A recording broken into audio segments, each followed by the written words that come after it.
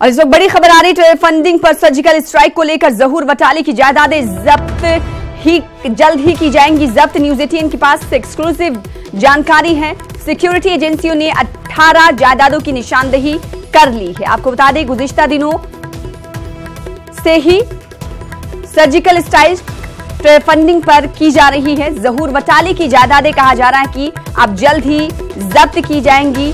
इससे पहले सैयद अली शाह गिलानी पर जुर्माना आयद किया गया था और साथ ही साथ यासीन मलिक की जायदादों को जब्त करने की बात कही गई थी। और अब एक और बड़ी खबर यह आ रही है कि लगातार अलहदगी पसंद लीडरान के खिलाफ शिकंजा कसता जा रहा है। फंडिंग पर सर्जिकल स्ट्राइक, जहूर वटाली की जायदादें अब जल्द ही जब्त की जाएंगी। न्यूज 18 के पास एक्सक्लूसिव जानकारी है। सिक्योरिटी एजेंसियों ने 18 जायदादों की निशानदेही कर ली है। इस खबर पर मजीद बातचीत करेंगे, जानकारी हासिल करेंगे। रुख करेंगे दिल्ली का। हमारे साथ हमारे नुमाइंदे शैलेंद्र वांगू जुड़ चुके हैं। शैलेंद्र, इस हवाले से क्या कुछ अपडेट मिल पा रही है?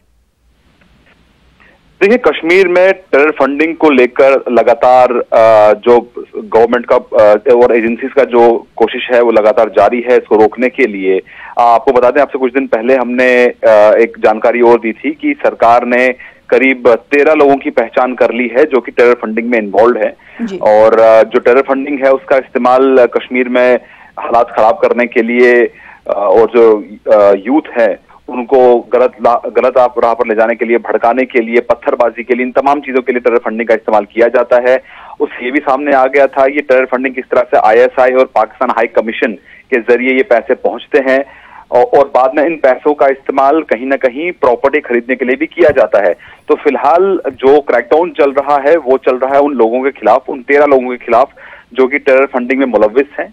और अब फिलहाल जो हमारे पास जो लेटेस्ट अपडेट है उसके मुताबिक ऐसी 18 प्रॉपर्टीज की पहचान कर ली गई है और माना जा रहा है कि ये प्रॉपर्टीज जो हैं ये टेरर फंडिंग के पैसे से खरीदी गई हैं। उसमें 18 में से 11 प्रॉपर्टीज जहूर वटाली की हैं और माना जा रहा है कि ये वो लोग हैं जिन्होंने पाकिस्तान के एजेंसीज और पाकिस्तानी टेरर आउटफिट से पैसा लेकर कश्मीर में आतंक फैलाने के लिए फंडिंग का इस्तेमाल किया और जो पैसा बच गया उससे उन्होंने प्रॉपर्टीज में इन्वेस्ट किया है ताकि आगे भी टेरर फंडिंग को जिंदा रखा जा सके। तो ऐसे में एक बड़ी कार्रवाई है एजेंसीज की और इसमें न सिर्फ जहूर वटाली बल्कि सैयद सलाउद्दीन, हाफिज सईद जैसे लोगों का भी नाम है। और माना यह भी जा रहा है कि एजेंसीज सिर्फ भारत में नहीं बल्कि अगर विदेशों में भी, दुबई और UAE, अबू धाबी जैसे जगहों पर भी अगर इनकी प्रॉपर्टी होती है सैयद सलाउद्दीन या हाफिज सईद की, तो उनको भी जब्त करने के लिए कार्रवाई शुरू की जाएगी। जी, बेहद शुक्रिया शैलेंद्र हमारे साथ जुड़ने के लिए, अपडेट फराहम करने के लिए। तो लगातार टेरर फंडिंग को लेकर शिकंजा कसता जा रहा है।